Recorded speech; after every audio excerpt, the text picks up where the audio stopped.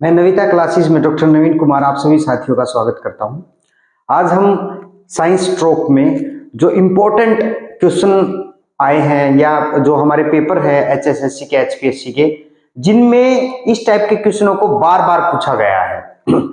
ठीक है, आप एचएसएससी का पुराना इतिहास उठा लें, एचपीएससी का उठा लें, उनमें क्या होता है आज तक भी के एचसीएस के एग्जाम में भी, हरियाणा सिविल सर्विस का एग्जाम, उसमें भी जलियांवाला बाग जो हत्याकांड हुआ था, जो मैसेक्री हुआ था, उसकी डेट पूछी जाती है। जो आज के जो 3-4 क्लास के बच्चे को आज तक याद है, जो 3 या 4 क्लास का बच्चा है उनको भी याद होती है ये चीजें।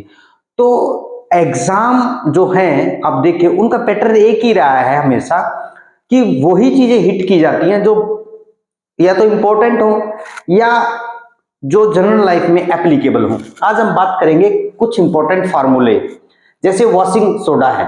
वॉशिंग सोडा का जो फार्मूला है वो है आपका sodium carbonate Deka hydrate. Deka मतलब 10, डेका हाइड्रेट, ठीक है। हाइड्रेट मतलब water molecule. Sodium carbonate Na2CO thrice 10H2O, ये है डेका हाइड्रेट, ये भी 2 है। सोडियम कार्बोनेट डेका हाइड्रेट, ये क्या है आपका वॉशिंग सोडा है जो उसका फॉर्मूला, ये बार बार पूछा जाता है, ठीक है। उसके बाद बेकिंग पाउडर। बेकिंग पाउडर का फॉर्मूला है NaHCO thrice. Sodium bicarbonate, sodium bicarbonate, ठीक है, सोडियम बाइकार्बोनेट। ये बेकिंग पाउडर जो घरों में बेकिंग में हेल्प करता है, फुलाने में हेल्प करता है। आप देखते हैं जब घर में कोई भी पकवान अच्छा बनता है कोई त्योहार पे, या हलवाई नॉर्मली बेकिंग पाउडर को डालते हैं ताकि चीजों में टेस्ट आए। उसके बाद ब्लीचिंग पाउडर। ब्लीचिंग पाउडर जो है ब्लीच करते हैं जिससे, ब्लीचिंग पाउडर जो है उसका फॉर्मूला क्या है, ये है आपका Cl2, calcium oxychloride, calcium oxy chloride. ये आपका किसका फार्मूला होता है, ब्लीचिंग जो पाउडर है या ब्लीचिंग एजेंट जिसको बोलते हैं। आप एग्जाम में अगर ब्लीचिंग एजेंट आ जाए तभी भी यही होता है, पाउडर आ जाए तभी भी ये होता है। उसके बाद आता है प्लास्टर ऑफ पेरिस।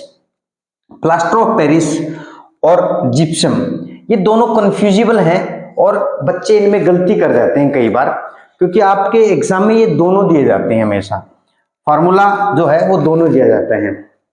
जो प्लास्टर ऑफ पेरिस है, पीओपी जिसको बोलते हैं, पीओपी नॉर्मल भाषा में आपने सुना होगा।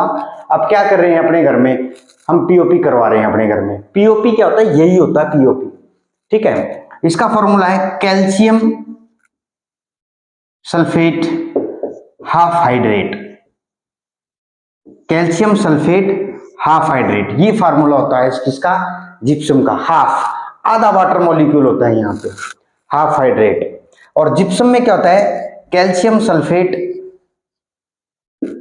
डाइहाइड्रेट, डाई, 2 वाटर मॉलिक्यूल होते हैं।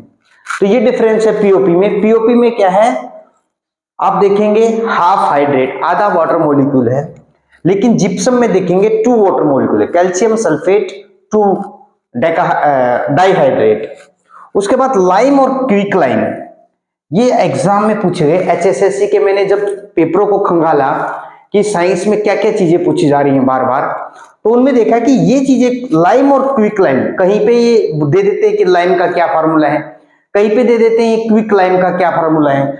ये एक ही चीज है, कैल्शियम ऑक्साइड, ठीक है, calcium oxide CaO, calcium oxide, ये इसका क्या है फार्मूला होता है लाइम का और क्विक लाइम का, ठीक है।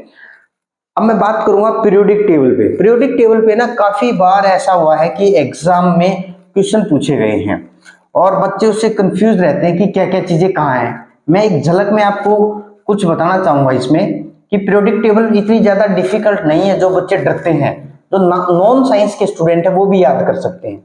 कैसे, जैसे मैं ग्रुप जो है पीरियोडिक टेबल में जो ग्रुप है, जैसे मैं पहले बात करूं फर्स्ट ग्रुप की, ये ग्रुप होता है ऊपर से नीचे ग्रुप होता है और लेफ्ट से राइट रो होती है। ठीक है, पहले ग्रुप में आपका हाइड्रोजन आता है, हेलन, करब जो है से फ्रार। हेलन यहां तक याद करो, करब से फ्रार, ठीक है ना। ये चीजें हैं, ज्यादातर यहां तक पूछा जाता है। ये क्या है, हाइड्रोजन है, हाइड्रोजन का atomic mass, then atomic number, ठीक है ना, एटॉमिक नंबर, एटॉमिक, फिर उसके बाद लिथियम, लिथियम का 3 होता है, सोडियम का 11 होता है, पोटेशियम का 19 एटॉमिक नंबर है। ये सारा क्या है, इनका एटॉमिक नंबर होता है, एटॉमिक नंबर, एटॉमिक नंबर, ठीक है। हेलन, करब से फ्रार, ठीक है ना। आपको ये चीज याद रखनी है, पहले ग्रुप में ये आता है। उसके बाद अगर हम बात करें जो 5th ग्रुप है, बीच वाले छोड़ दो अभी, 5th ग्रुप है, उसमें आता है बाल गेनिनेट, ठीक है ना, इट। ये भी ज्यादा इंपॉर्टेंट नहीं, सबसे ज्यादा इंपॉर्टेंट ये है, कौन कौन से, बोरॉन, एटॉमिक नंबर कितना होता है बोरॉन का 5, एल्यूमिनियम का होता है 13, एल्यूमिनियम, एल्यूमिनियम, ठीक है, इसका 13 एटॉमिक नंबर होता है। समझ में आई चीज। अब एग्जाम में पूछी जाती है कि इसकी आउटर सेल में कितने इलेक्ट्रॉन होते हैं। एक सिंपल सी तरीके से बताऊंगा, चाहिए आप साइंस के स्टूडेंट हैं या नहीं है। देखिए, जब भी किसी एटम के बारे में जाना जाए तो उसका एक न्यूक्लियस होता है, ये इसका न्यूक्लियस है। बस इतना आपको सिर्फ एक फोकस करना है, सिर्फ आपकी 1 मिनट लूंगा और 1 मिनट में सब कुछ चीजें समझ में आएगी। ये न्यूक्लियस है, न्यूक्लियस के चारों तरफ इलेक्ट्रॉन चक्कर काटते हैं, ये सभी को पता है, तभी तो वो चार्ज आता है। एक दूसरी सेल में इलेक्ट्रॉन चक्कर काटेंगे, ठीक है, और एक तीसरी सेल में इलेक्ट्रॉन चक्कर काटेंगे। ऐसे इलेक्ट्रॉन न्यूक्लियस के चारों तरफ चक्कर काटते हैं। जो पहली सेल में इलेक्ट्रॉन होते हैं वो 2 ही इलेक्ट्रॉन आ सकते हैं पहली सेल में, जो न्यूक्लियस के नजदीक होते हैं, क्योंकि न्यूक्लियस के नजदीक होंगे तो उनकी अट्रैक्शन पावर ज्यादा होगी। फिर दूसरी में कितने आ सकते हैं, आपके 8 आ सकते हैं, ठीक है, उसकी थोड़ी सी वीक होगी क्योंकि वो दूर हो गया न्यूक्लियस से। इस तरीके से 18 वो थोड़ा और लंबा हो गया। अगर एटॉमिक नंबर ज्यादा है तो ये तो है 2, 8, 18 का, ठीक है। अगर एटॉमिक नंबर ज्यादा बढ़ता है तो उसमें क्या होता है 2, 8, 8, 18, 18, 32, इस तरीके से, एंड देन 32। इस तरीके से एटॉमिक नंबर इंक्रीज करता है। ये सेल बढ़ती जाएंगी, 18 की 2 हो जाएंगी, 8 की फिर 2 हो जाएंगी, 18 की 2, एक ये और एक और, फिर 32 की, फिर एक 32 की। तो सारे के सारे जितने भी आप देखेंगे अब तक जो एटॉमिक नंबर या जितने एलिमेंट है वो सारे इसमें कवर हो जाते हैं, यहां तक कि वो डिस्कवर किए गए हैं, ठीक है। समझ में आई। अब मैं आपको एक चीज समझाना चाहता हूं, यहाँ पे आप देखिए, मैं एल्यूमिनियम से समझाना चाहूंगा। एल्यूमिनियम का एटॉमिक नंबर कितना है 13। पहली सेल में कितने आ सकते हैं 2, दूसरी सेल में कितने आ सकते हैं 8, बच गए कितने 3। भाई ये तो पूरी होगी ना, इन 2 को तो न्यूक्लियस ने अट्रैक्ट करके रखा अपनी तरफ, तो ये तो इलेक्ट्रॉन छोड़ नहीं सकते, ये तो इलेक्ट्रॉन बाहर नहीं जाएंगे। जो ये 3 बच गए ना, एल्यूमिनियम को ये देने पड़ेंगे। और जब कोई भी चीज किसी को भी हम डोनेट करते हैं तो हमें थोड़ा ऐसा लगता है कि हाँ, दिल में कुछ खुशी सी होती है, हमें हमारे अंदर पॉजिटिव चार्ज आता है। तो एल्यूमिनियम जब 3 इलेक्ट्रॉन दे देगा तो क्या आएगा उसके ऊपर, +3 चार्ज आएगा। क्या आएगा, +3 चार्ज आएगा, इसलिए +3 चार्ज लिखा जाता है एल्यूमिनियम पे। अब मैं एक एग्जांपल और दूंगा, जैसे सोडियम की बात करें। सोडियम क्या है, ये है हाइड्रोजन, लिथियम, सोडियम, के से बनता है आपका पोटेशियम, पोटेशियम के से सीजियम, फ्रेंशियम, ठीक है। मैं सिर्फ सोडियम का एग्जांपल लूंगा। सोडियम का एटॉमिक नंबर कितना है 11। आपको पता है पहली सेल में कितने इलेक्ट्रॉन आते हैं 2 आ गए, ठीक है। 8 आ गए, सही बात है, 8 आ गए, क्योंकि इसके पास पूरे कितने 11 हैं, तो मतलब 11 तक हमें फिल करना है। ये 2 और 8 तो न्यूक्लियस के नजदीक है, तो ये तो कहीं छूटेंगे नहीं, न्यूक्लियस इनको छोड़ेगा नहीं। लेकिन एक बच गया ना यहाँ पे, 2 और 8 10 और 1 11, तो ये जो एक इलेक्ट्रॉन है ये तो इजी से वो क्या कर सकता है, डोनेट कर सकता है, क्योंकि यहाँ पे 2 और 8 आगे, इसमें 18 आने चाहिए थे लेकिन एक इलेक्ट्रॉन आया, लेकिन 17 कहां से लाए, ये 17 लाएगा, इसे तो अच्छा अपना एक ही नहीं दे देगा, क्योंकि 17 लाएगा तो 18 पूरी होगी। अब इलेक्ट्रॉन वहां से ट्रांसफर नहीं हो सकता, ये 17 कहां से लाएगा। इससे अच्छा ये है कि वो 17 लाए, एक अपने को ही डोनेट कर दे, ले भी ले जाओ मेरे को, तो क्या हो गया, एक डोनेट करेगा तो सोडियम के ऊपर हमेशा आप क्या देखते हैं, +1 चार्ज देखते हैं ना, यही चीजें हैं। समझ में आई चीज, एक तो ये था। अब दूसरी चीज मैं समझाना चाहूंगा यहीं पे, क्या है, जैसे आप बात करें, ये केमिस्ट्री में बच्चे बहुत कंफ्यूज रहते हैं उसमें कि क्या कैसे पॉजिटिव आया कैसे नेगेटिव आया। अब मैंने ग्रुप नंबर पहला बता दिया, ग्रुप नंबर 1, ग्रुप नंबर 5 का बोरॉन एल्यूमिनियम, ये इंपॉर्टेंट है, गैलियम इंडियम थैलियम, ठीक है, कोई नहीं। ग्रुप नंबर 6 ये इंपॉर्टेंट है, कार्बन स्टूडेंट्स, ठीक है ना, ये वाला बहुत इंपॉर्टेंट है। कार्बन का होता है कितना, 6 होता है। अब देखो कार्बन का जो 6 होता है, आप देखिए कार्बन का अगर 6 है तो न्यूक्लियस ये है, इसमें सेल में कितने आते हैं, 2 इलेक्ट्रॉन आते हैं, उस सेल में कितने आते हैं, 8 आते हैं, लेकिन कार्बन के पास कितने हैं, 4 हैं, तो इससे अच्छा ये क्या करेगा, 4 इलेक्ट्रॉन डोनेट कर देगा। भाई 4 लाने बड़े मुश्किल हो जाते हैं, लेकिन 4 डोनेट भी तो कर सकता है, ठीक है। तो इसलिए जो कार्बन है आप देखेंगे उसकी वैलेंसी 4 होती है, ठीक है, और कोवलेंट बॉन्ड बनाता है। कार्बन क्या करता है, एग्जाम में पूछा जाता है कि कार्बन की वैलेंसी कितनी है, 4 है, कार्बन की वैलेंसी 4 होती है। ये देखिए एक बॉन्ड इधर बनेगा, कोवलेंट बॉन्ड एक इधर बनेगा, एक इधर बनेगा, एक इधर बनेगा, तो इसकी वैलेंसी 4 होने के कारण 4 कोवलेंट बॉन्ड बनते हैं। एक वैलेंसी इधर लगती है, एक कोई भी इलेक्ट्रॉन अगर एटम अटैच होता है वो अपना एक इलेक्ट्रॉन दे देता है, तो वहां पे कोवलेंट बॉन्ड, कोवलेंट का मतलब क्या आता है, आपस में शेयरिंग, एक इलेक्ट्रॉन इसे कार्बन ने दे दिया, एक कोई और दे देगा, मान लीजिए हाइड्रोजन ने दे दिया, क्योंकि हाइड्रोजन के पास भी तो एक होता है, हाइड्रोजन के पास एटॉमिक नंबर 1 है, उसकी कैपेसिटी एक ही इलेक्ट्रॉन रखने की है, जो है वो ही डोनेट कर सकता है, वो डोनेट कर देगा, उसके पास H पॉजिटिव चार्ज हमेशा दिखेगा, आपको बहुत कम दिखेगा, आपके पास हाइड्रोजन के पास नेगेटिव चार्ज। समझ में आई, तो 4 वैलेंसी होती है कार्बन की। सिलिकॉन, ठीक है, अब सिलिकॉन का जो एटॉमिक नंबर है वो क्या है, आप देखेंगे ये कितना है, 6 है। अब सिलिकॉन का कितना होगा, 14। उसके बाद आ गया आपका 7 नाइट्रोजन का, नाइट्रोजन, फॉस्फोर, आर्सेनिक, ये सारे हैं। नाइट्रोजन का कितना है, 7 एटॉमिक नंबर है, ठीक है। फॉस्फोरस का कितना है आपका एटॉमिक नंबर, ठीक। उसके बाद 8 ऑक्सीजन, सल्फर, ठीक है ना, सेलुरियम, टेलुरियम, पोलोनियम। ऑक्सीजन का कितना, ये इंपॉर्टेंट है। नाइट्रोजन का भी पूछा जाता है, देखिए नाइट्रोजन में कितने एटॉमिक नंबर, 7 है, तो अपने नाइट्रोजन सुनो, नाइट्रोजन पहली सेल में 2 इलेक्ट्रॉन दे देगा, बच गए कितने, 5। अब ये 5 इलेक्ट्रॉन दे, 5 इलेक्ट्रॉन दे, तो उससे अच्छा ये है कि वो 3 इलेक्ट्रॉन किसी के लेके और 2 और 8 सेल को पूरा ना कर ले अपनी को, तो इसलिए आप देखेंगे नाइट्रोजन के ऊपर हमेशा -3 चार्ज होता है, -3 चार्ज होता है। बस ये की फंडा है, समझने की कोशिश करो भाई, ये 5 इलेक्ट्रॉन देने किसी को आसान है या 3 लेने आसान है। अगर उसने 3 ले लिए तो उसकी सेल तो पूरी होगी तो बस वो स्टेबल हो गया, तो N3 नेगेटिव चार्ज होता, आप हमेशा देखेंगे। अब फॉस्फोरस का एटॉमिक नंबर कितना होता है, 15। समझ में आई बात। ऑक्सीजन का 8, ऑक्सीजन का कितना होता है, 8। सल्फर का कितना होता है, 16। तो ऑक्सीजन का 8 देखिए, आप ध्यान से सुनना, ऑक्सीजन का 8, ऑक्सीजन के ऊपर चार्ज कैसे देखते हैं हम, ऑक्सीजन का एटॉमिक नंबर कितना, 8। आपको पता है पहली सेल में 2 इलेक्ट्रॉन आते हैं, दूसरी सेल में 8 आते हैं, लेकिन यहाँ तो कितने हैं, 2 लेने के बाद बच गए 6 ऑक्सीजन के पास।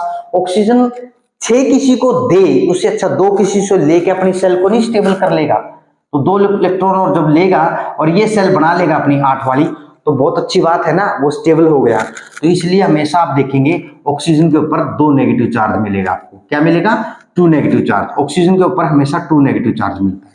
यही रीजन है 2 नेगेटिव चार्ज होने का, क्योंकि ऑक्सीजन 6 है, उसकी 2 भर फिल होने के बाद इस सेल में जो सेल थी उसमें 2 फिल होने के बाद 6 बच गए, 6 डोनेट करे, उससे अच्छा 2 किसी से ले ही ना ले।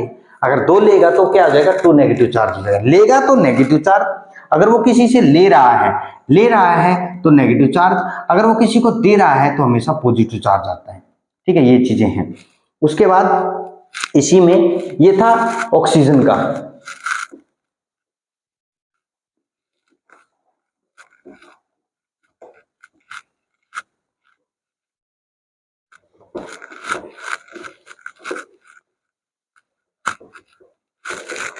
अब बात करेंगे हम fluoro, chloro, bromo, iodo and एस्टेटिन।